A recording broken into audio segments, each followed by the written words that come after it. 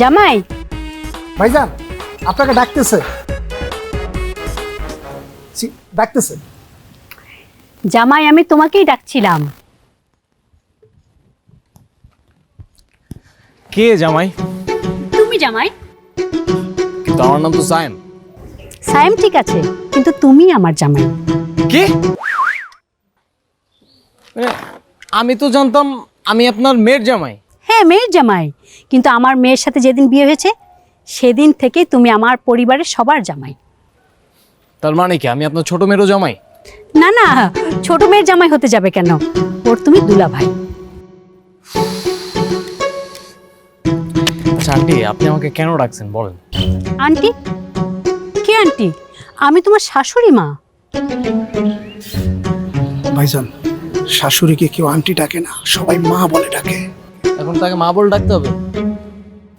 হ্যাঁ, মা বলে ডাকবে। আচ্ছা কিছু মনে করবেন না আন্টি, মানে আমার তো অভ্যেস নেই, আমার একটু প্র্যাকটিস দরকার। আমি আজকে একটু প্র্যাকটিস করি সারাদিন, তারপর আপনাকে রাত থেকে আমি মা বলে ডাকবো, কেমন? আমি এখন একটু আসি, আমার একটু কাজ আছে। আমার একটা মাত্র জামাই, একটা মাত্র মেয়ে জামাই, সে কিনা আমাকে মা বলে ডাকতে পারছে না। এই দুঃখ আমি কাকে জানাই? আন্টি আপাতত জানায়েন না কাউকে, সে তো তার বউকে এখনো বউ বলে ডাকতেছে না, আপনাকে কিভাবে মা বলে ডাকবে? একটু ধৈর্য ধরেন। তাইলে তুই কেন পরামর্শ দিছিলি আমার মেয়ের সাথে বিয়ে দেওয়ার জন্য? Madam excuse me. তুই কি বলতে চাইতেছস? দোস্ত, বউ জিনিসটা কিন্তু খারাপ না।